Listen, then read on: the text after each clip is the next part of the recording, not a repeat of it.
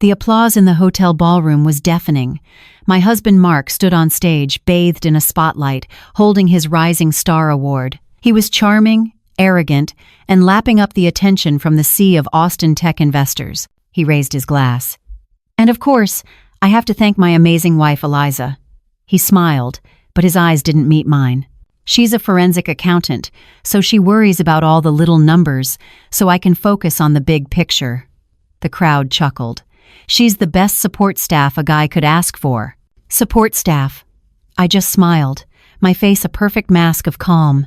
He mistook my silence for agreement. He had no idea I was already auditing his entire life. But that explosion of arrogance was just the final, public insult. The foundation of our marriage had been rotting with fraud and disrespect for years. To understand what I did next, you need to know how it all began. It began, as these things always do, not with a bang, but with a lie wrapped in ambition. The drive home from the awards dinner was suffocating. The air in our leased BMW iX, his choice naturally, was thick with his cologne and a smug silence. He drove, one hand on the wheel, the other tapping a self-congratulatory rhythm on his thigh. I just watched the scrubby, half-finished luxury developments of the Austin suburbs blur past, the streetlights catching the diamond on my finger. A diamond he bought with a credit card I'd had to balance transfer twice. He didn't notice my silence, or if he did, he processed it as the quiet awe he felt he deserved. Support staff. The words echoed in my head, a flat, metallic clang.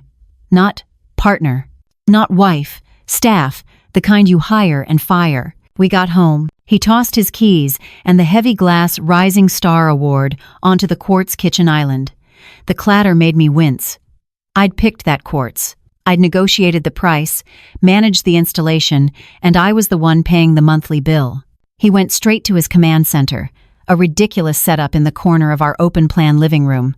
3 curved monitors, a gaming chair that looked like a prop from a sci-fi movie, and the constant, expensive hum of a custom-built PC. It was his altar of vision. I went to the kitchen and did what I always do. I started cleaning up, wiping the invisible crumbs from the counter he'd just ignored, loading his coffee cup from that morning into the dishwasher. My hand brushed against my own mug, sitting clean in the drying rack. It was a heavy, unassuming, dark gray ceramic mug. The only text on it, in a small, precise white font, was PricewaterhouseCoopers, my gray cubicle, as he loved to call it. I'd earned that mug after closing an 8-figure internal audit that had saved a client from an SEC nightmare. It was solid. It was real. It weighed more than his hollow glass trophy. I poured myself a glass of water and walked over to my own desk, a simple, clean wooden table in the opposite corner. My laptop was open. On the screen was our actual life. The spreadsheet. Our joint checking. Our rapidly dwindling savings. The credit card balances. The mortgage payment for a house we couldn't really afford. Mark spun around in his chair, his face illuminated by the glow of his monitors. He had that manic, excited look he always got when he was about to spend money we didn't have. I did it, Eliza. I'm putting the deposit down, right now. I didn't even have to ask. I could see the website he had open, the stark, minimalist design. Mark, what are you doing? I'm ordering the Cybertruck, babe, the Cyber Beast. I'm locking in my reservation. I've earned it. Did you see the look on the investors' faces tonight? We're golden. He was clicking through options. Custom wrap, self-driving. His finger hovered over the reserve button. I took a sip of water. The cold liquid felt good on my throat, which was suddenly tight. Mark, we can't afford the deposit. He stopped. He slowly turned his whole body toward me, the chair's hydraulic hiss the only sound. What do you mean, we can't afford it? It's $100. $100, Eliza. Don't be ridiculous. It's not about the $100, I said, my voice quiet. It's about the $80,000 that comes after it.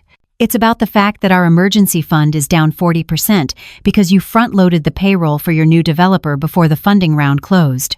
It's about the fact that the premium for our health insurance is due on the 1st, and the check I wrote is going to bring us uncomfortably close to the minimum. He stared at me. The manic energy was gone, replaced by a cold, familiar impatience. My God, he scoffed, standing up and starting to pace. This is exactly what I'm talking about. Support staff was a compliment, Eliza. because this is the kind of small-minded, can't-do thinking I have to fight every single day. He started gesturing, a preacher warming up for the sermon. You don't understand burn rate. You don't understand that to get big, you have to act big. You have to project success. You can't build a billion-dollar company from a place of scarcity. People like us, visionaries, we don't worry about health insurance premiums. People like us, I asked. People like us need health insurance, Mark. I'm the one on that plan too. You're missing the point, he snapped. He grabbed his glass award from the counter, holding it like a scepter. This is what matters, the vision, the story. Do you think Elon Musk ever worried about his checking account? Do you think Jobs did? No, they had people accountants to handle that. They didn't let the bean counters tell them what they could and couldn't dream. Bean counter. There it was, the word he used when he wanted to make me, and my entire career, feel small, gray, and irrelevant. He was standing there, under the track lighting I'd installed, in the house I managed, telling me my mastery of the very details that kept him afloat was a liability to his dream. My bean counting is the only reason we still have this house, I said. My voice was dangerously quiet. I could feel a cold, clear anger rising, not a hot-headed rage, but a precise, forensic-level clarity. Oh, here we go, he said, rolling his eyes. The gray cubicle speech. Look, Eliza, I love you, but your job is to add up other people's receipts. My job is to create the future. They are not the same. You're stuck in the 1,990 seconds in your little world of Excel and compliance. I'm building an empire. This, he pointed at his screen, is a tool. It's marketing. It's part of the brand. And I'm getting it. He turned back to his computer, a clear conversation over gesture. He was dismissing me, dismissing my warnings, dismissing my entire contribution to our life, reducing it to a clerical error. I looked at the back of his head. I looked at my spreadsheet, the red numbers glowing like little warning lights. And I looked at my gray PwC mug, a symbol of a place where I wasn't support staff. I was a senior auditor, a shark, a woman respected and even feared for her ability to find the one number that didn't add up, the one lie hidden in a sea of data. And for the first time, I looked at my husband, the visionary, and I felt nothing. No, not nothing. I felt a query, a professional's cold, sharp curiosity, the kind I get when a CEO's story is just a little too smooth, his numbers just a little too perfect. He was so sure of his big picture, so dismissive of the little numbers. He believed his own hype so completely, he couldn't imagine that the bean counter he'd married was capable of seeing the rot he was hiding. He thought I was just some dull, domestic adding machine. He clicked the button. Done, he said, triumphant. Cyberbeast locked. See? The world didn't end. I didn't move. I just stared at my screen, at the numbers that told the truth. You're right, I said, my voice perfectly even. I don't understand your vision at all. He chuckled, mistaking my quiet finality for surrender. Don't worry, babe, he said, patting me on the head as he walked to the bedroom. You will. I stayed there, in the dark, the glow of my spreadsheet and his 3 empty monitors illuminating my face. Oh, I whispered to the empty room. I think I'm just beginning to... It wasn't a suspicion, not yet. It was just an audit query, a red flag. And I, Eliza Reynolds, was the best damn auditor in the state of Texas, and I was about to open an audit on my own husband.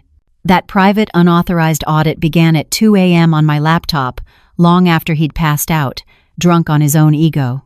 But my real work, the work he so proudly dismissed as a gray cubicle job, began, as always, at 7 a.m. the next morning. Mark loved that gray cubicle line. He'd use it at dinner parties, at backyard BBQs, anytime he felt the conversation was drifting too far from his vision. Eliza's my rock, he'd say, patting my arm. She holds down the fort in her gray cubicle, so I can go out and slay the dragons. The people in our circle would nod, picturing me, I'm sure, in a beige, windowless room from an old-school movie, surrounded by filing cabinets and a sad-looking plant. He liked that image. It made him feel bigger, more exciting. The reality was inconvenient for his narrative. My cubicle wasn't gray. It was a glass-walled corner office on the 42nd floor of the Frost Bank Tower. My view wasn't a fabric partition. It was a 180-degree panorama of the Austin skyline, with the Texas Hill Country sprawling out to the western horizon. The only sound was the quiet thwack of my heels on the imported Italian marble and the distant, polite chime of the elevator. The air didn't smell like stale coffee and microwaved popcorn. It smelled like polished mahogany, industrial-strength espresso from the partner's lounge, and, frankly, money. The earned, quiet, unflashy kind. I was in my 8 a.m. meeting with David Henderson, our managing partner for the entire Southwest region. David was a lifer. He'd started in the mailroom 40 years ago with a community college degree and now commanded an army of CPAs and CFEs. He was old-school Texas. He didn't waste time on vision. He believed in math. He believed in integrity. And he believed in me. He slid a paper cup of that high-octane espresso across his massive, clean desk.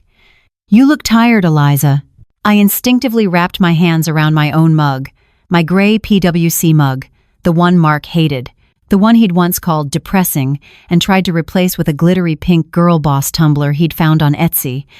I'd quietly lost it in the back of a cabinet. My gray mug was my anchor. It was solid. It was real. David gestured to it. "You're the only person I know who still uses the standard issue mug. Everyone else wants their personalized Yetis." "It's solid, David," I said. "It reminds me what we're here for." "Exactly," he said, his eyes sharp. "Solidity. Which brings me to Dallas." I felt that familiar, dull ache clench in my stomach. I looked past him, at the cranes dotting the skyline. All that building, all that growth. "David, He held up a hand. A big hand, with calloused knuckles that spoke of a past spent doing something other than signing checks. "Eliza, this offer for senior partner is not hypothetical. The board in New York has signed off. The Dallas office needs you. They needed you 6 months ago." I'd worked my entire life for that phrase. Senior partner. It wasn't just a title. It was freedom.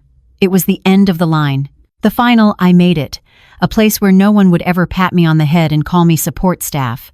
It was the validation I had worked for since I was a scholarship kid at UT, the one who worked 2 jobs, ate instant ramen at her desk, and still graduated top of her class. I was that close. "I know," I said, my voice barely a whisper. "It's just Mark's startup. It's at a really critical phase, the Series A funding. It's delicate." David's face did something I'd only seen once before when we'd uncovered a $50 million accounting error in a client's pension fund.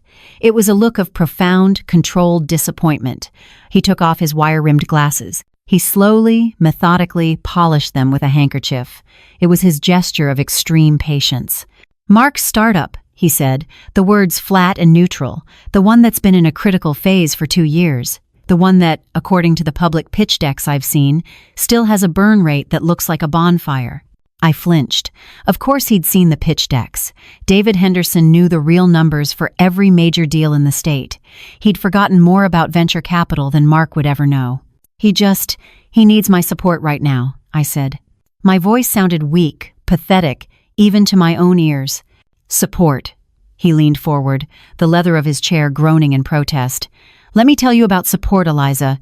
This firm supported you when you sat for your CPA. We supported you when you went for your CFE, your Certified Fraud Examiner cert. We paid for it. We gave you the time. Why? Because you're a shark. You're the one they call when the unlosable deal is falling apart. You're the one who can walk into a boardroom of angry, screaming executives, open a single spreadsheet on the projector, and command silence. That's not a skill, Eliza. That's a superpower. And you are benching it." He put his glasses back on. "You're benching your superpower to—" "What?" "Reconcile bar tabs for his marketing events." He'd hit the nerve. He knew my father. He knew I was the daughter of a union carpenter who'd taught me that a structure built on a bad foundation isn't a house. It's just a glorified pile of firewood, waiting for a match. "This is the second time you've deferred this," David said, his voice softer but no less firm. "There won't be a third. The partners in Dallas, they're moving on. They're looking at a guy from Houston. A good guy. He's great at golf. He knows how to glad hand. But he's not you. A guy from Houston. someone with half my close rate, someone who couldn't spot a falsified ledger if it was tattooed on his forehead. All because I was at home, balancing my husband's vision against our actual, rapidly shrinking bank account. I straightened my spine, the mask slid back on, the auditor, the professional. "I understand," I said, my voice crisp and void of all emotion. "Mark needs me. It's a critical time. I can't move the family. I'll have to." Respectfully decline. For now. David just nodded, a slow, final nod. "Your choice, Eliza.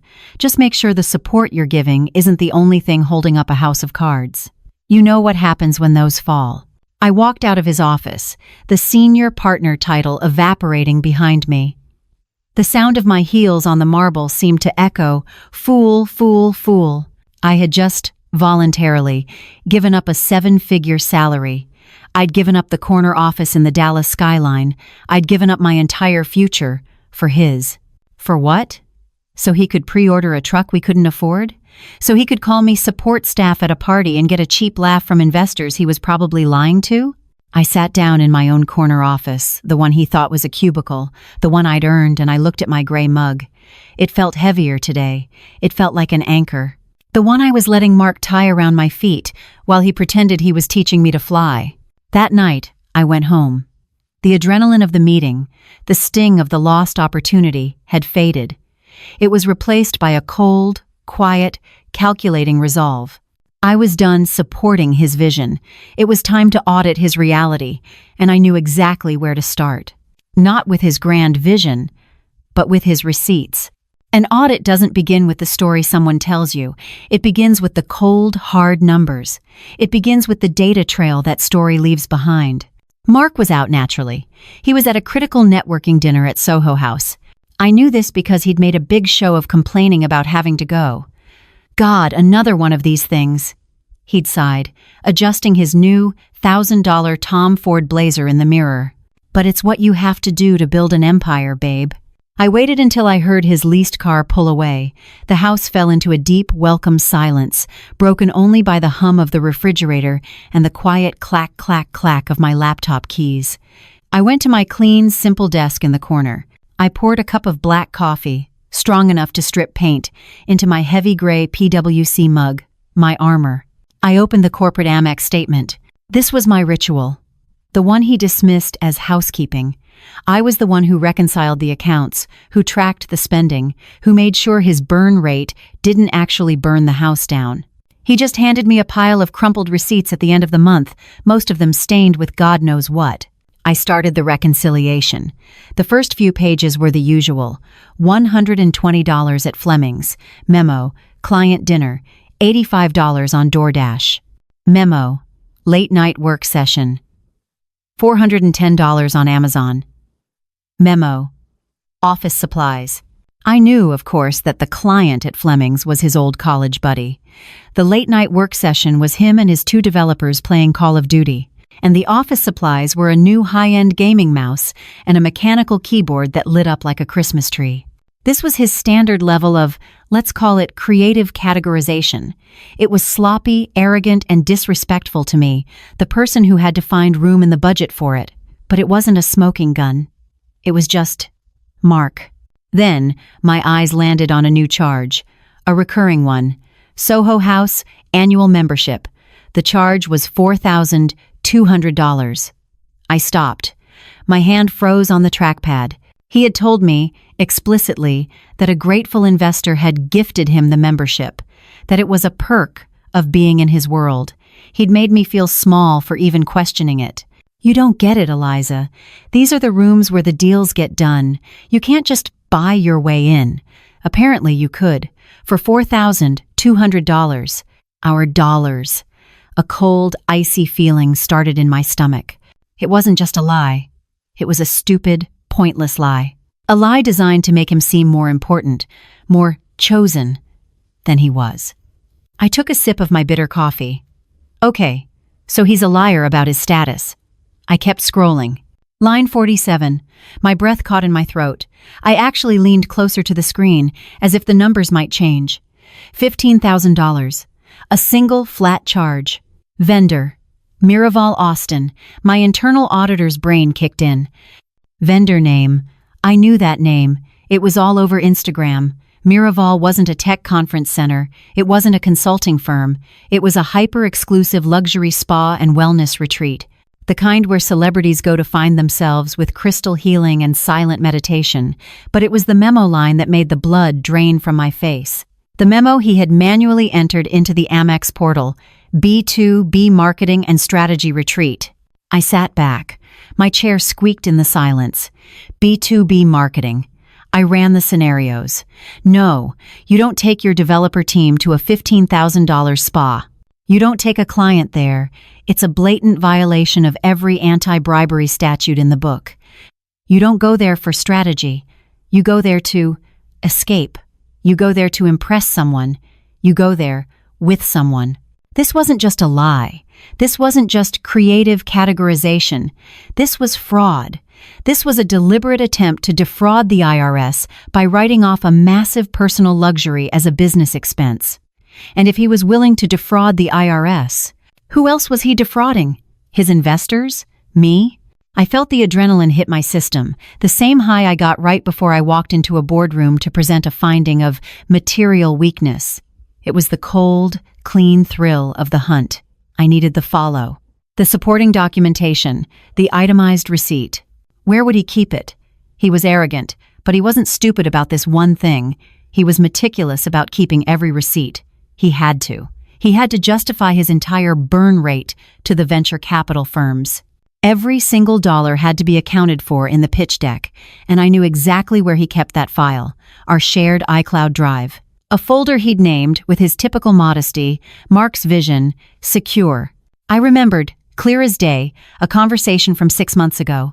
I'd been trying to find a shared tax document and stumbled into that folder. "Hey, what's in this secure drive?" I'd asked, walking into the kitchen. He'd laughed. A short, condescending laugh as he scrolled through his phone.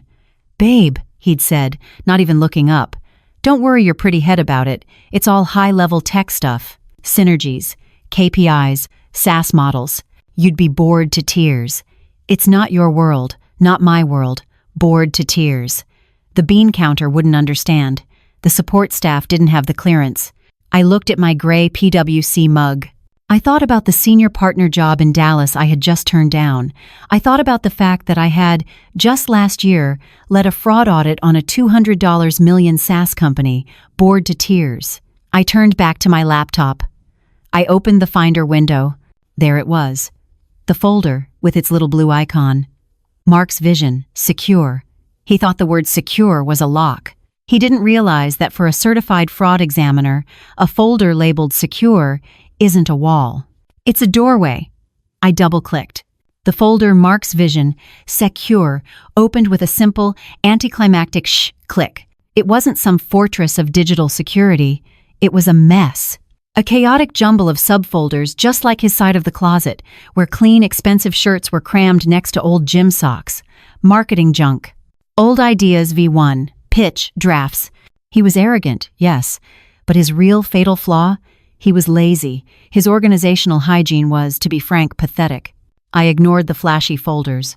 I wasn't interested in his vision. I was interested in his money. My eyes scanned the list. Finance and VC, of course. I clicked again. I took a long, slow sip of my coffee. It was lukewarm now, a bitter, acidic taste in the back of my throat. But I didn't care. My pulse was steady. My breathing was even. This wasn't a wife snooping. This was a professional starting a job. Detach, observe, document. It's the first thing they teach you. The folder was full of files. Q1 projections. Q2 projections. Series A Deck V1. Series A Deck V2. Series A Deck V14 Final. I allowed myself a small, grim smile. Amateurs always use the word final. It never, ever is. I kept scrolling. I was looking for the raw data. The pitch decks were just the story. I needed the source. Where was he getting his numbers? My eyes landed on a folder near the bottom. A folder he must have forgotten was even there. DEV, Backend, a developer's repository. My heart gave a single, hard thump against my ribs. Inside, a sea of CSV files, raw data exports, and one simple, ugly Excel file, the kind a developer, not a visionary, would create and maintain. Its name was Dev, Metrics, RELXLSX, real. I froze. Why would you need to label a file real? Unless you had an Unreal version. I left that window open. I went back to the Finance and VC folder. I opened the file he'd been so proud of, the one he'd been waving around at the awards dinner, the one that had bought him his glass trophy. VC, pitch deck, final, for board, PPTX. It was slick. I had to give him that.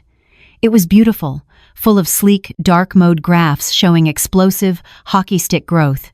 It was saturated with all the empty calories of the tech world. Synergy, scalability, disruption, market fit. I clicked to slide 8, the key metrics slide, the one that gets you the money. I read the main bullet point, monthly active users, MAU, 250,000. I looked at that number, 250,000, 250,000 users, an impressive figure. The kind of figure that gets you a $30 million valuation. The kind of figure that lets you order a Cybertruck and call your wife support staff. This was securities fraud. This was a felony. This was the kind of lie that sends people to prison.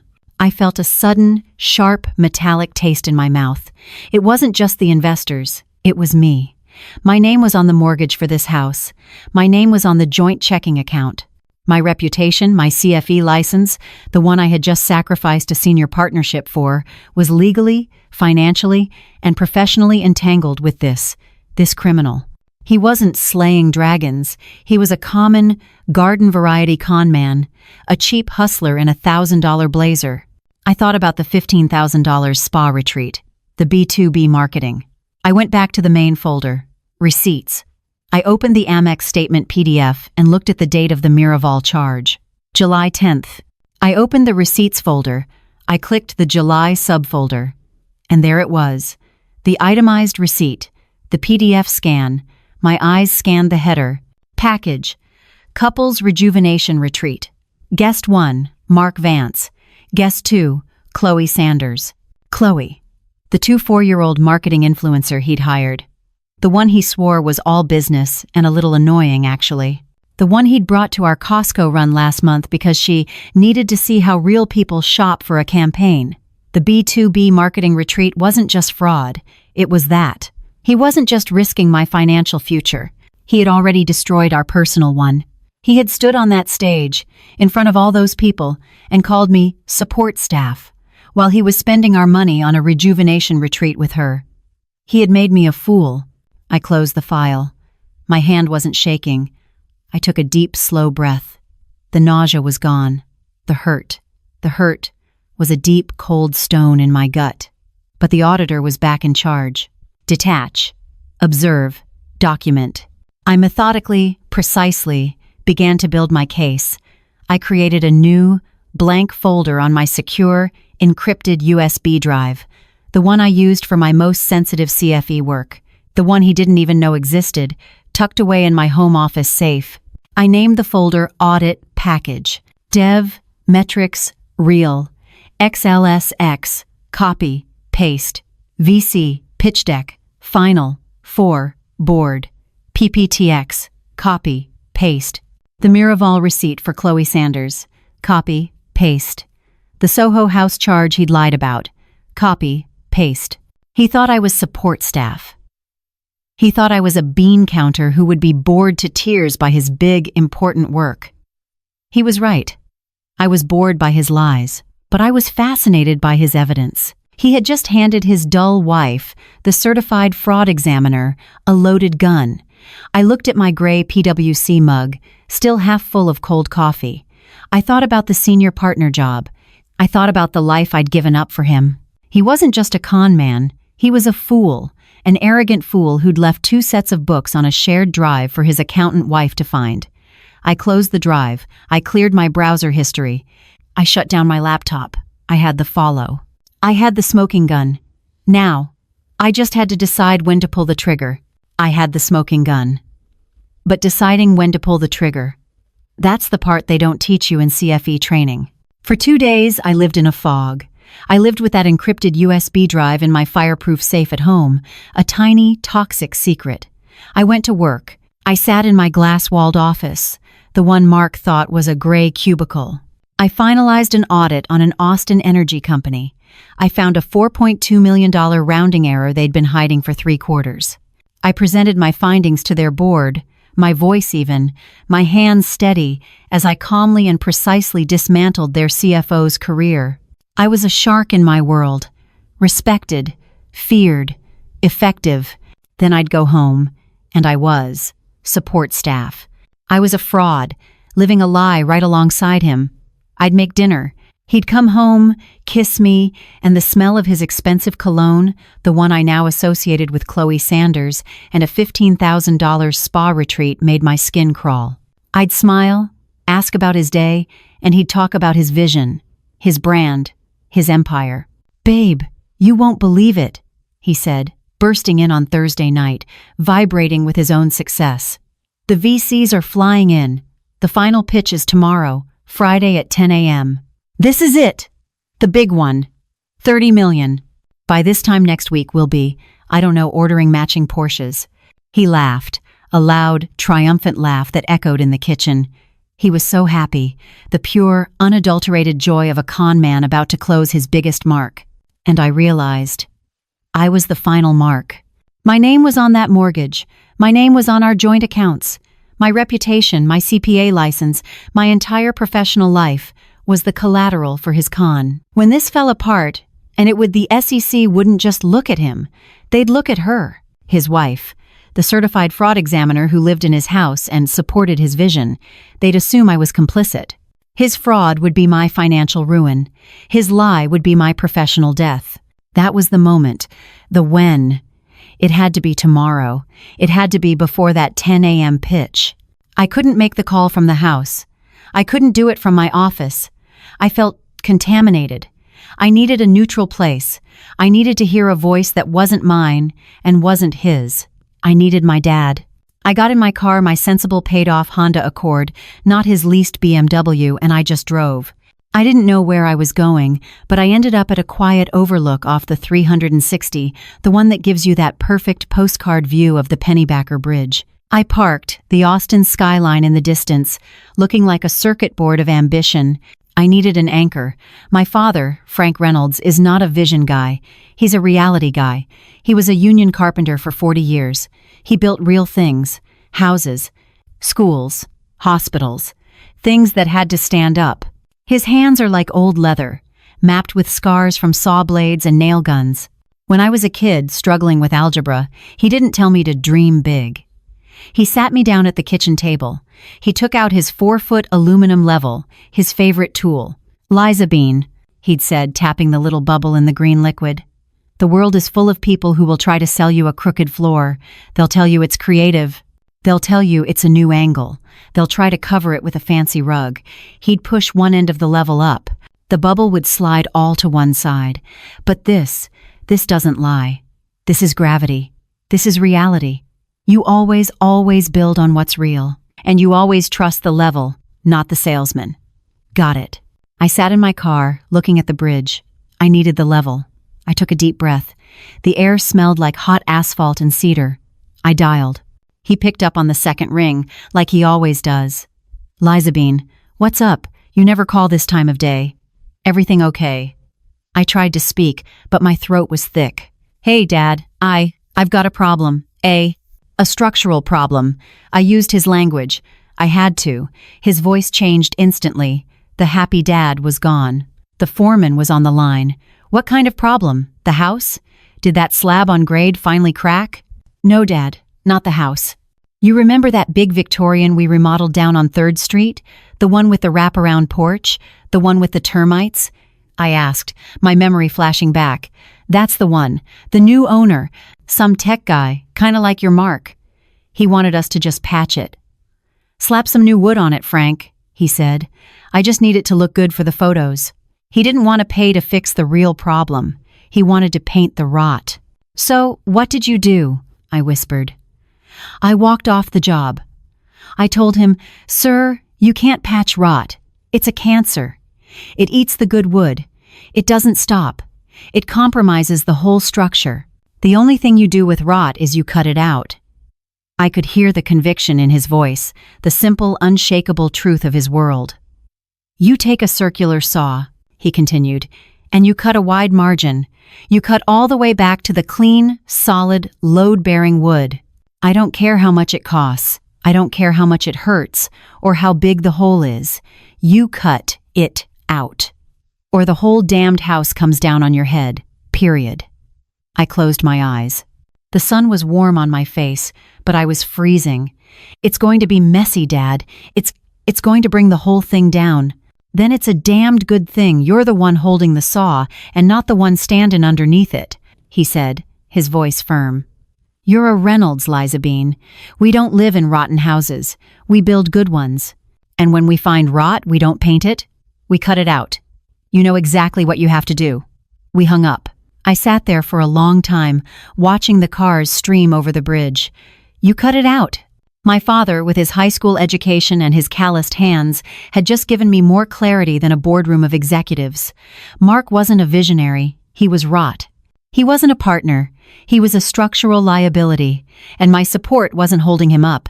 It was just feeding the termites. I started the car. I drove away from the beautiful view. I didn't go home. I drove to my real office, the one on the 42nd floor. I used my after-hours keycard. The office was dark, silent, and clean. I sat at my desk. I pulled my secure USB drive from my purse. I was done being support staff. I was done patching the rot. It was time to build the demo package. A cold, precise, professional package that would tear the whole rotten structure down to the studs. A demo package isn't built on emotion. It's built on evidence. I sat in the dark, in my glass-walled office on the 42nd floor. The city of Austin was a glittering, silent circuit board of light spread out below me. I wasn't crying. I wasn't throwing things. My hands weren't even shaking. I was working. This was the part of my job I was best at, the part they paid me for, finding the rot and building the case file to justify its removal. I sipped the last of the day's stale cold coffee from my heavy gray PwC mug, my anchor, my reality. I plugged my encrypted USB drive into my workstation. I opened a new blank document. I began to assemble the report. I wasn't a woman scorned. I was a certified fraud examiner, and I was filing a finding of material, pervasive, and deliberate fraud. This wasn't about revenge. Revenge is a hot, messy, emotional fire, the kind that burns the person holding the match. My father was right. This was a demolition. It was cold. It was structural. It was a decoupling. This was the most important act of self-preservation of my life. Mark hadn't just betrayed our marriage. He had made me, his wife, a CFE, an unwitting accessory to securities fraud. He had put my license, my career, my entire future, the one I had built with my own two hands, long before he had a vision on the line to fund his lies and his affairs. He had made himself a structural liability. He had become the rot, and I was cutting him out. Page 1. I pasted the screenshot from his VC pitch deck final, the beautiful, sleek hockey stick graph, the big, bold number, 250,000 monthly active users. Page 2. I pasted the screenshot from Dev Metrics Real, the ugly, undeniable, raw data. The highlighted cell from my duplicate check, 19,549 unique users. Page 3. The $15,000 Amex charge to the Miraval Spa. The memo line he'd entered himself. B2B Marketing and Strategy Retreat. Right below it, I pasted the itemized receipt from his own files. Package. Couples Rejuvenation. Guest 1, Mark Vance. Guest 2, Chloe Sanders. Page 4. The $4,200 Soho House membership. I included a screenshot of our joint bank account, showing the debit, right next to a screenshot of an email I'd found. An email from him to an investor, claiming the membership was a gift from a grateful mentor. I saved the file as a single, clean, devastatingly simple 4-page PDF. I named it Vance Startup Due Diligence Addendum. No emotion, no accusations, just the numbers, just the level. The level doesn't lie. I ejected the USB drive. I logged off my workstation. I wiped the temp files and the cache. I would not, under any circumstances, use my firm's servers for this. I was a professional. I would not cross-contaminate. The firewall between my real life and my fake one had to be absolute. I walked out of the silent marble lobby, my heels clicking with a finality that echoed in the empty space. I got in my paid-for Honda. I didn't go home. He'd be there, sleeping, dreaming of his Porsches, smelling of another woman's perfume. I couldn't send it from our home network. He was a tech guy. He could pull the router logs. He would trace it back to me in a second. I needed a sterile environment, a black box. I drove downtown. I parked 2 blocks away and walked to the Falk Central Library. The library, even at this hour, was quiet. It smelled of old paper, industrial floor wax, and the faint, dusty scent of decades of public use. It was the complete opposite of my sleek glass and steel office. It was real. It was grounded. I walked past the sleeping homeless man in the armchair. I found a row of public terminals, their beige plastic cases yellowed with age. I sat down at a machine in the corner. The keyboard was sticky. The E key squeaked. Perfect. I logged in as a guest. I opened a private browsing window. I went to an encrypted, anonymous email provider based in Switzerland. I created a new account, austin.auditer.99@proton.me. I started a new draft. I plugged my USB drive in. The computer whirred, recognizing it. I attached the one file. Vance, startup, due, diligence, addendum, PDF. I paused. Who to send it to? Just the lead VC? No. He could bury it, try to save his own reputation. I needed to cut the rot out. All of it. I'd heard Mark brag about the lead investor 100 times. Arthur Blackwell. I'd found his email in Mark's contacts to arthur.blackwell@vc-firm.com, but I didn't stop there. I'd spent 10 minutes on the VC firm's website. I found the Our Team page. I CC'd everyone. L.Sanchez@vc-firm.com, m.chen@vc-firm.com, t.abrams@vc-firm.com, compliance@vc-firm.com, the entire board of partners, and then one final recipient, the one that separated this from a marital spat into a federal case. BCC, tips@sec.gov, the SEC's official office of the whistleblower. I typed in the subject line. Again, no emotion, just a cold, professional hook. Subject: confidential. Due diligence addendum. Mark's startup name. The body of the email was empty. The 4-page PDF would say everything. My finger hovered over the send button. I could hear my heart beating, a slow, heavy drum in my chest. This was it, the point of no return. The moment I set the charge, but just hitting send felt impulsive, emotional. This was a demolition, and demolitions are all about timing. His pitch was at 10 a.m. He'd be at the peak of his vision speech. He'd be charming them, dazzling them with his hockey stick graphs and his talk of disruption. I didn't want this email to land before the pitch. I wanted it to land during it. I wanted it to land right when he was at the absolute summit of his arrogance, right before they slid the papers across the table. I clicked the small clock icon next to the send button. Schedule send. A dialog box popped up. I typed it in. Date, Friday, November 11th. Time, 10:15 a.m. I clicked the blue schedule button. The click of the cheap sticky mouse was the loudest sound in the library. A small confirmation box appeared. Your message is scheduled to send. It was done. The fuse was lit. The timer was set. I systematically logged out of the email. I cleared the browser's cache. I went into the file manager and securely erased the PDF from the public computer's temporary files. I ejected my USB drive. I stood up. I walked out of the library, into the cool, dark, pre-dawn Austin air. I didn't feel angry. I didn't feel sad. I felt nothing. Just the profound, cold, and absolute finality of a high-risk audit being closed. The House of Cards was now officially scheduled for demolition. And I, the bean counter, the support staff, It would be standing safely outside the blast radius, holding the plans for the new building I was about to construct, my own. I went home from the library and slept for 4 hours. It was the deepest, most dreamless sleep I'd had in years. The sleep of the decided. The sleep of the demo crew who has set the charges and is just waiting for the sun to come up. When my alarm went off at 6 a.m., Mark was already up, a blur of motion. He was in the shower, singing. He came out, wrapped in a towel, radiating an almost frantic energy. "Today's the day, babe. The big one. The one that makes us." I smiled. The mask slid on, smooth and practiced. "I know. You're going to be amazing." I made him coffee, just like I always did.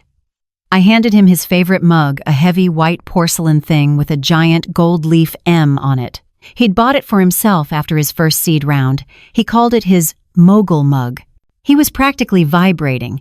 He put on his deal suit, a crisp, dark navy blue one that cost more than my first car. He was adjusting his tie, a silk Hermes, in the bedroom mirror.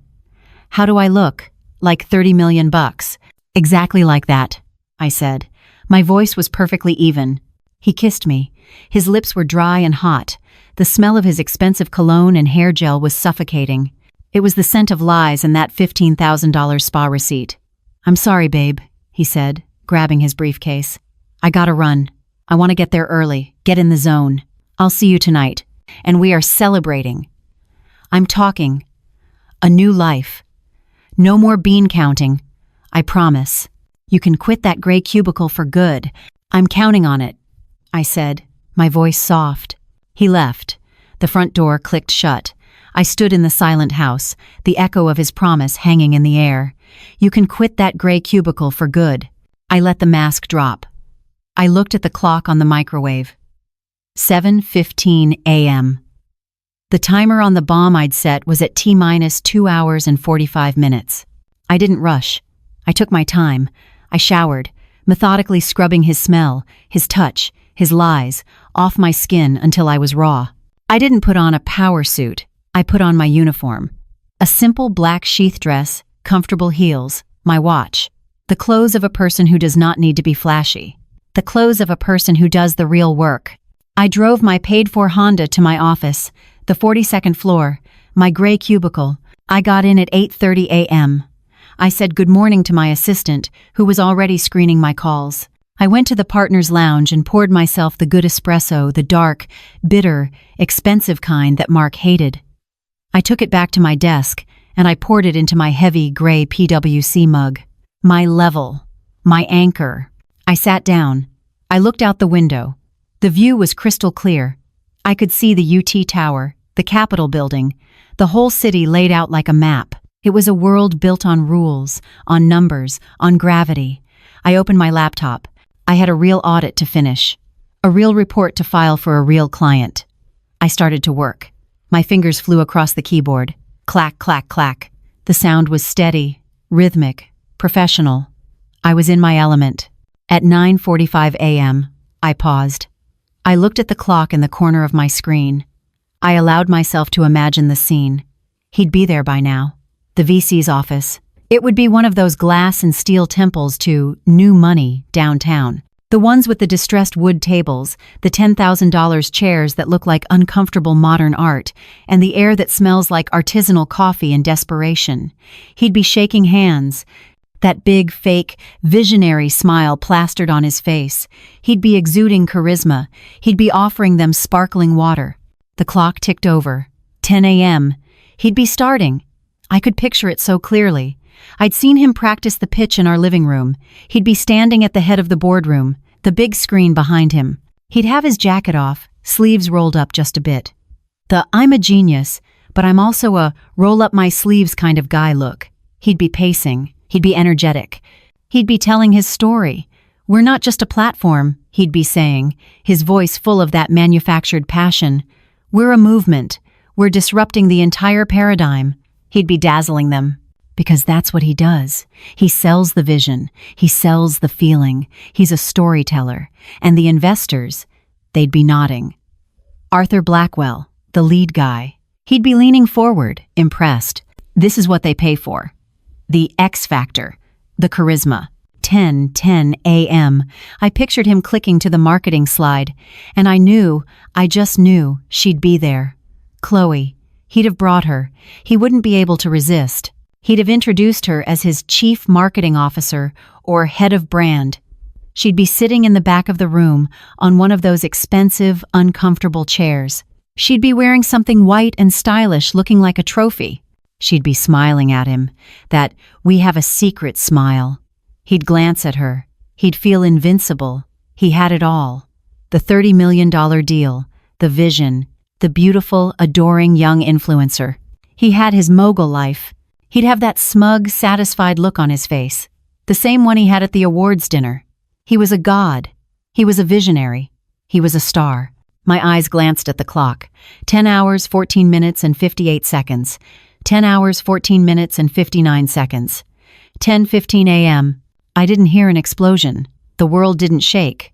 But I imagined, somewhere downtown, in that glass and steel boardroom, a laptop chiming, a polite bing, then another, the sound of the demo package I'd scheduled from that sticky library computer, landing, the sound of my real report, the real numbers, the Miraval receipt, the couple's retreat, the sound of the level, finally, being placed on his crooked, rotten floor, the sound of the real world, about to interrupt the fairy tale. The real world was about to interrupt the fairy tale. At 10:15 a.m. on the 42nd floor, my office was completely silent. I heard the click of my own keyboard as I typed the final sentence of my real audit report, the one for my actual client. I hit save. There was no boom. There was no tremor in the ground. The skyline outside my window, a monument to capitalism and rules, did not so much as flicker. Explosions in my world aren't loud. They're silent. They happen in spreadsheets. They happen on servers. And they happen in the sudden, ice-cold, stomach-dropping dread of a liar who has just been found out. I allowed myself for 1 second to picture the scene. I saw the high-end boardroom, all glass and distressed steel.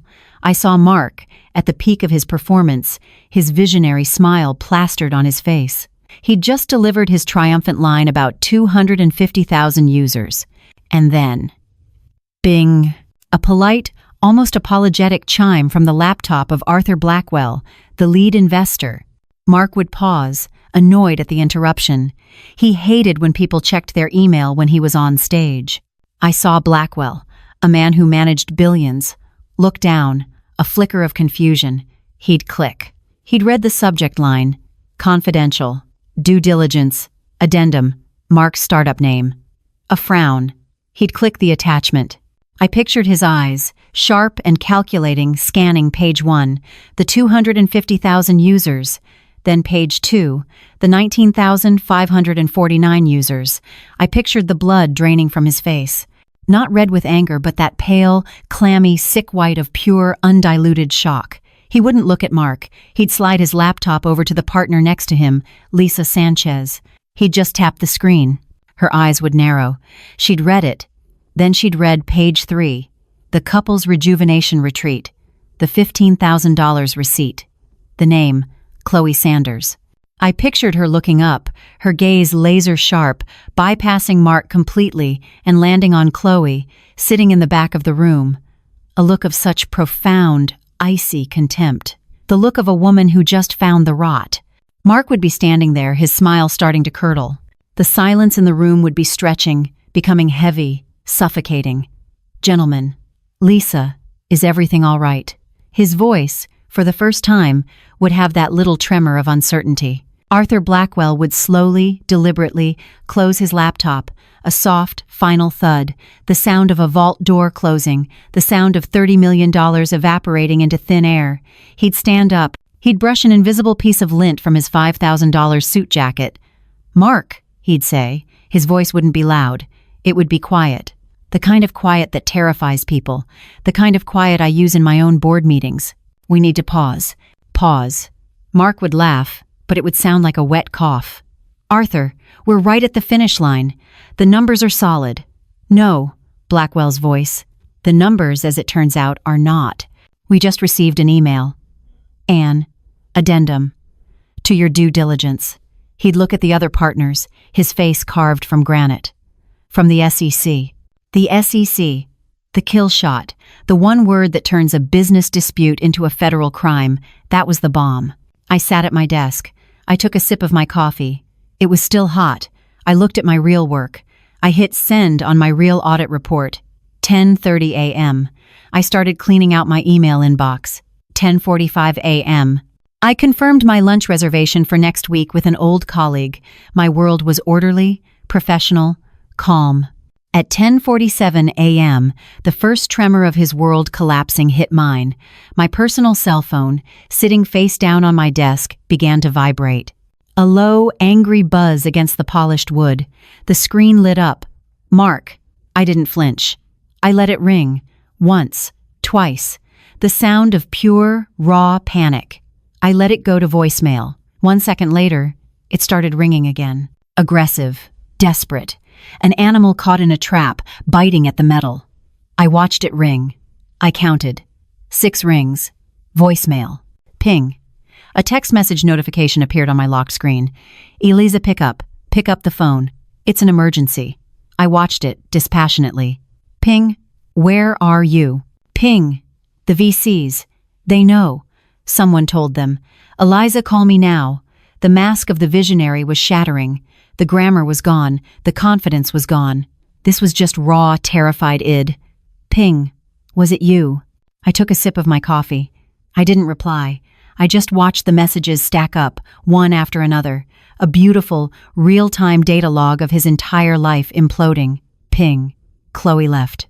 She just walked out. She won't answer her phone. What did you do? Ah, the brand was protecting itself. The transactional mistress was cutting her losses. Of course. Ping, they said. They said SEC. They said fraud. My life is over. Answer me. Answer me. Ping. You Fing bean counter. You ruined us. You ruined me. Asterisk. Bean counter. There it was. The last, pathetic shot from a dying animal. The insult he'd used to keep me small was now the very name of his executioner. He finally understood. He wasn't ruined because of what I did. He was ruined because of what he is. He was ruined because he was a con man. He was ruined because he was arrogant enough to leave 2 sets of books for his accountant wife to find. He was ruined because he thought I was just support staff. My desk phone rang. My heart gave a single hard thump. This wasn't my cell. This was my office line. The one with the little red light. The one that only partners and senior clients have. The shockwave had hit my building. The caller ID read, David Henderson, my boss, the managing partner. My hand was perfectly steady as I picked up the receiver, not from fear, from adrenaline. The clean, cold adrenaline of a job well done. Eliza Reynolds, I said, my voice perfectly calm and professional. Eliza. David's voice was heavy. Not angry. Heavy. The voice of a man who just got a call he never wanted to get. I need you in my office. Now, he paused. Arthur Blackwell, from the Austin VC Fund, is on my other line, and he seems to be under the impression that my best fraud examiner is married to a man the SEC is now officially investigating for securities fraud. Another pause. I could hear him breathing. You and we need to have a very, very serious conversation. This was the explosion, the real one, the one that mattered, the one that would determine if I'd cut the rot cleanly or if the rot was about to take me down with it. You and we need to have a very, very serious conversation. The line hung in the air, cold and final. David hung up. He hadn't asked me to his office. He had summoned me. My legs were steady as I stood up. I picked up my heavy gray PwC mug, my anchor. I walked out of my glass office, across the silent, carpeted partners' floor. Every head I passed, every senior associate, every admin, they didn't look up. The news was already spreading. The silence wasn't polite. It was predatory. They could smell the blood in the water. They just didn't know who was bleeding. I pushed open the heavy mahogany door to David's office. He was standing, not sitting, staring out his own panoramic window, his back to me. Close the door, he said, not turning around. I did. The click of the latch sounded deafening. Arthur Blackwell, he said to the glass, is a 20-year client of this firm. We handle his personal taxes. We audit two of his biggest portfolio companies. He is, to put it mildly, foundational." He turned around. His face was not angry. It was worse. It was the face I'd seen him use on that CFO right before he'd clinically dismantled him. It was his risk assessment face. He is now facing an SEC inquiry, and my firm, is now linked, by marriage, to the man at the center of it, your husband. He stared at me, waiting. This was the test. Was I a liability? Was I a co-conspirator? Or was I just another fool? I did not look away. I walked forward and placed my gray mug on the polished surface of his desk. A quiet, solid thud. The sound of reality. "He's not my husband," I said. My voice was as calm as his. "Not anymore. I retained a divorce attorney an hour ago. My finances are being firewalled as we speak." David's eyebrows went up. "Just a fraction. You're fast." "I'm a fraud examiner, David. When I find rot, I cut it out. My father taught me that. This firm taught me that." "Did you know?" he asked. The question was a scalpel. "I found discrepancies in my personal finances 2 days ago. I've been conducting my own internal audit ever since. And my findings were material and pervasive. They appeared to constitute deliberate securities fraud. And," I added, my voice turning to ice, "they were co-mingled with my personal and financial liability. I acted accordingly. I did not say I sent the email. I would never say I sent the email. I am a professional. Plausible deniability. I was telling him, in our language, I am not the one you're worried about. I am the asset you think I am. I found the problem, and I am solving it. I am protecting us." He stared at me for a long, heavy 10 seconds. He was reading my report, my real report, the one written on my face. "You turned down Dallas," he said, testing me. "You told me, right here in this office, you had to stay. To support him." "I did," I said. "It was a bad investment. I was over-leveraged in a toxic asset. I've corrected my portfolio." The corner of David's mouth twitched. It was the beginning of a smile, a cold, impressed, shark-to-shark smile. He'd seen the guy from Houston, the golfer, the glad-hander, and now he was looking at me, the woman who had just, with surgical precision, detonated her own life to save the structure. He understood. I wasn't a liability. I wasn't a victim. I was ruthless. In the way he respected, the way he paid for. "That guy from Houston," David said, moving back to his chair and sitting down. "He hasn't signed his offer letter yet. He's waffling. He wants a bigger relocation package." I just looked at him. I didn't speak. I let the silence do the work. David picked up his own pen. He tapped it on his desk. "Tap, tap, tap. This association," he said, "is going to be messy for you. A divorce. The SEC will want to talk to you. The name Vance is going to be mud in this town by sundown. My name is Reynolds," I said, my voice like steel. "Eliza Reynolds. And I'm the best fraud examiner you have. And the SEC won't find a single thing on my side of the ledger. Because I don't have a side of the ledger. I live by the level." David nodded. He pointed the pen at me. "The Dallas office is a fresh start. A bigger market. And it puts 1,000 miles of clean, fresh air between you and this mess. You'd be starting with a clean slate. A new name, so to speak. It wasn't a question. It was the answer." "I'll need our firm's legal team to review my firewall," I said. "And I'll need a relocation package." "Done," he said. "Get your house in order, senior partner. I want you in Dallas on the 1st of the month." I stood up. I picked up my mug. "Thank you, David. I'll get started." I walked out of his office, back into the silent, waiting bullpen. I walked back to my own glass office. I had just executed the most important trade of my life. I had traded a fraudulent, rotten marriage for a senior partnership. My gray cubicle had just saved my life. I sat at my desk. I was senior partner. The words tasted like freedom, like victory. I had to move. I had to call a lawyer. I had to call a realtor. I had to pack. I looked at my cell phone. It was a wasteland. 28 missed calls from Mark, a dozen unread, screaming texts. I was about to turn it on silent, to start my new life, when it rang again. But it wasn't Mark. It was an unknown number. I hesitated. It could be a lawyer. It could be the SEC. I took a breath. Eliza Reynolds, I answered. Eliza? Oh my God, Eliza. Thank God you picked up. It's Chloe Sanders. Her voice wasn't the smooth, confident purr of the brand influencer I'd seen at Costco. It was high, panicked. She sounded like she'd been crying. I said nothing. I just held the phone to my ear. The silence stretched. Eliza? Are you there? Please. Look, I know how this looks. I know. But you have to believe me. I had no idea what he was doing. I still said nothing. I mean, the numbers, the users. He just told me to make the pitch decks look good. I just ran the Instagram. I had no idea about securities or fraud or any of it. He told me it was all just vision. She was babbling, terrified. Why are you calling me, Chloe? I asked. My voice was a flat line.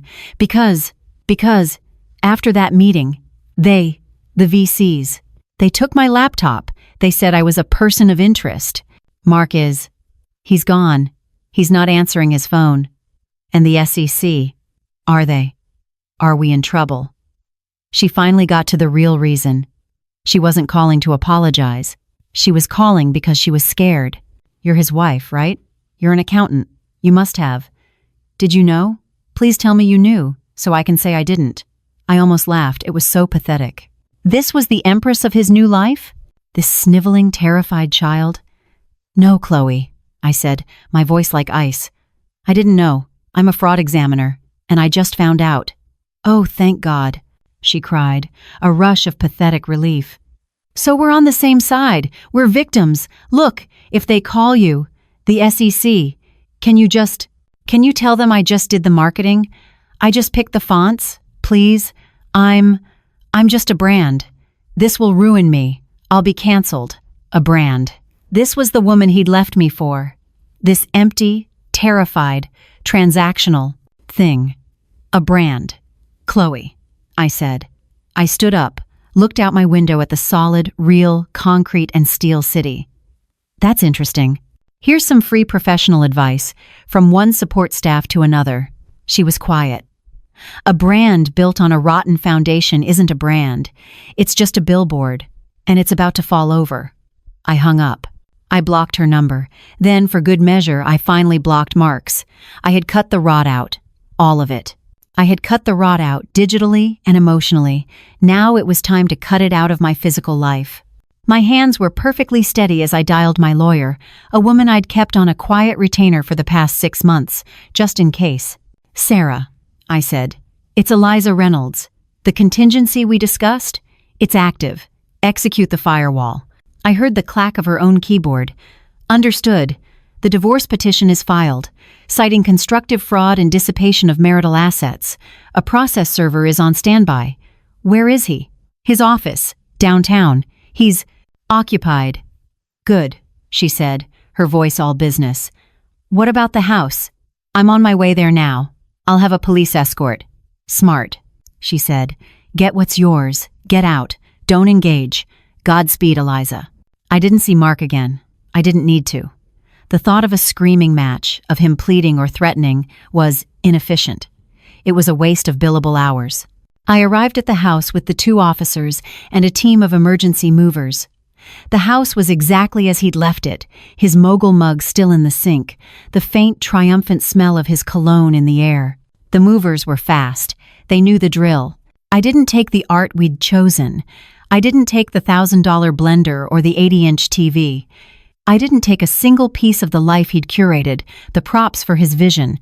I took my assets, my clothes, my books, my degree certificates, the photo of my father and me at my UT graduation.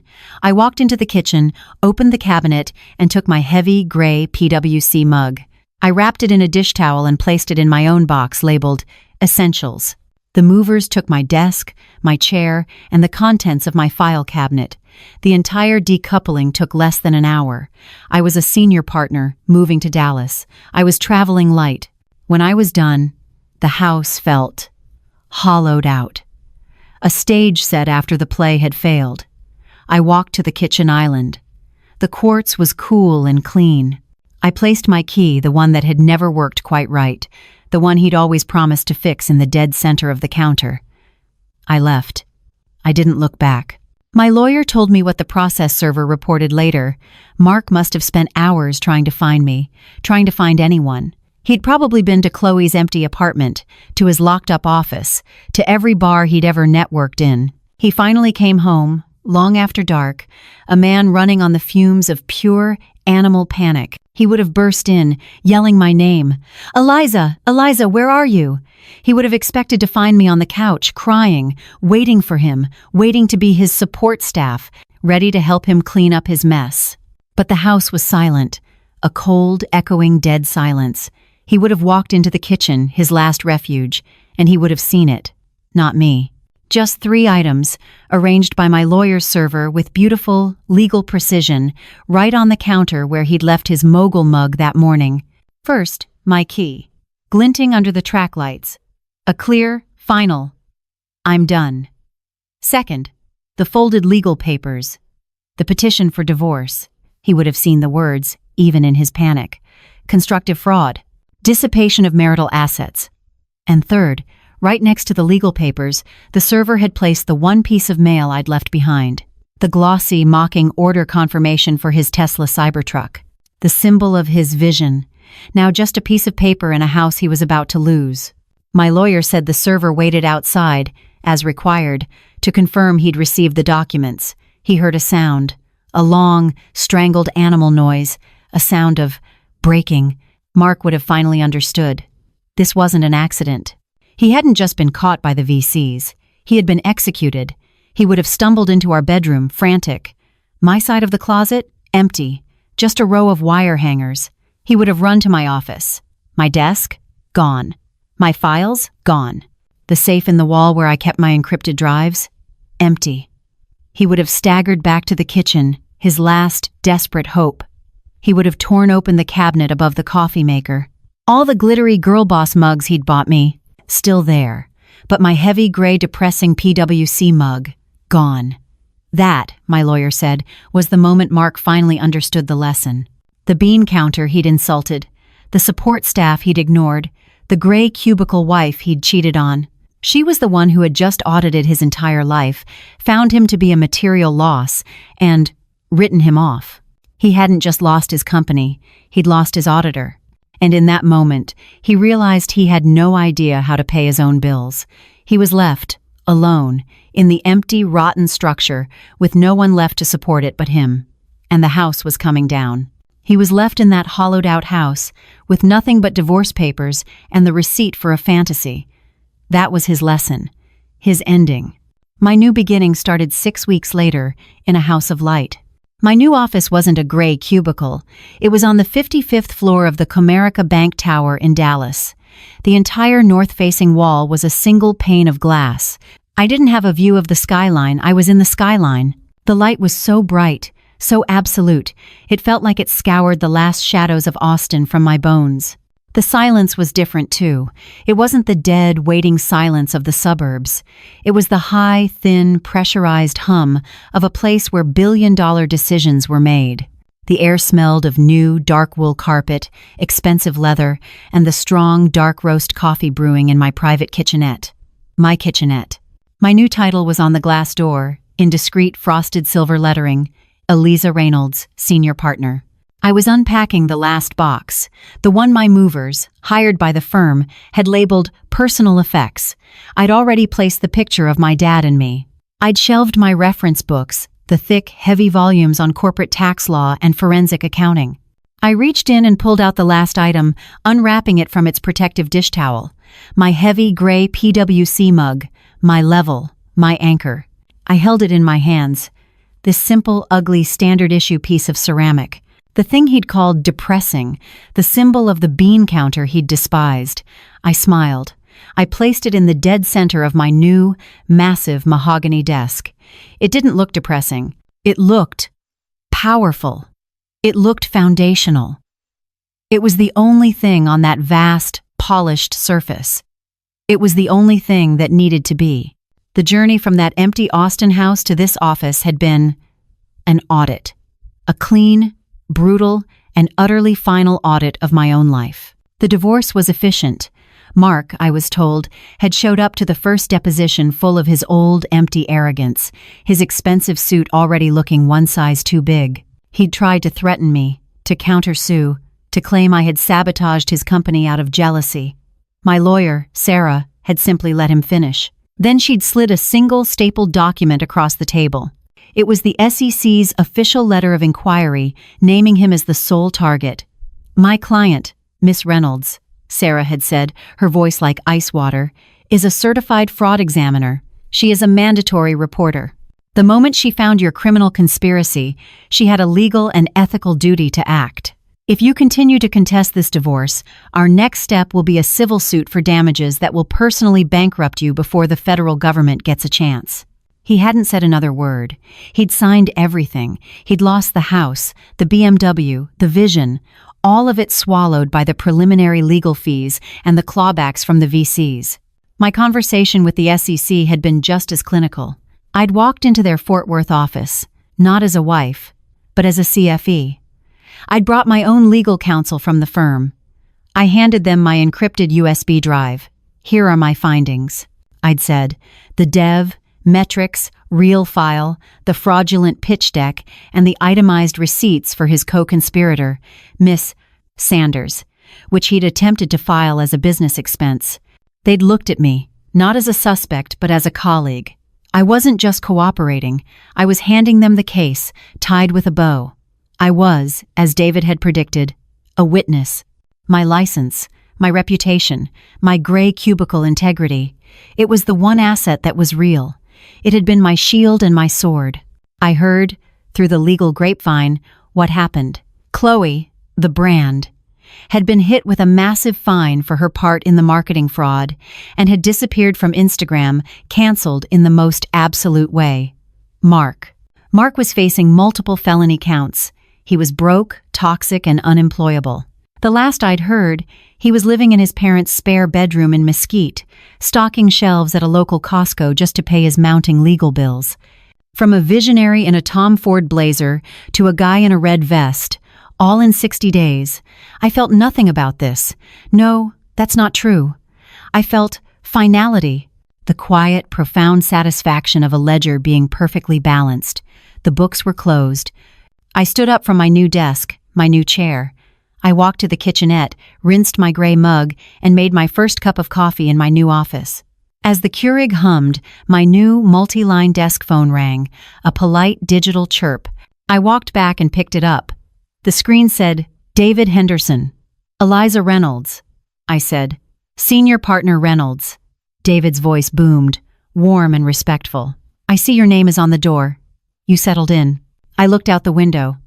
The sky was a sharp, clear, endless blue. I could see the planes lining up for DFW, little silver needles stitching the world together. I was one of them now. I wasn't support staff. I was transport. I am, I said. I smiled. A real smile. It felt new. I'm looking at the view now. It's adequate. He chuckled. Good, don't get too comfortable. Your first client brief is on its way. A multi-state logistics company. Their new CFO smells. Creative accounting. He's requesting you. He wants the shark. He'll get her, I said. One last thing, Eliza. For the file. The Austin situation. Is it done? I looked at my gray mug, steam rising from the dark, hot, real coffee. I looked at the clean, polished surface of my desk. I thought of the packed-up boxes, the signed divorce decree, the closed SEC file. Yes, David, I said. I leaned back in my leather chair, the sun warm on my face. My personal entanglements in Austin have been fully audited. All accounts reconciled, all liabilities cleared. The books are closed. I took a sip of my coffee. It tasted like integrity. I'm ready to start. And I was. I'd finally built a life on a solid, clean foundation, not on someone else's rotten framework. Mark thought the person who gave the big, flashy speech, the visionary, had all the power. He forgot that the person who quietly audits the books, that's the one who holds the real keys to the empire. He called me support staff. He called my job a gray cubicle. He dismissed me as a bean counter. He never understood that the bean counter is the one who knows exactly what everything is truly worth and what every single lie truly costs. He built his entire life on a fraudulent number, and he was arrogant enough to hand the dull accountant the receipt. He learned that the person you underestimate is the one you give the most power to. So let me ask you, are you letting someone else define your worth? Are you sitting in a gray cubicle of your own, quietly holding the real power and just waiting for the right moment to use it? If this story resonated with you, we would be honored to hear your thoughts in the comments below. And please, don't forget to like and subscribe for more stories about finding justice and building your own unshakable life.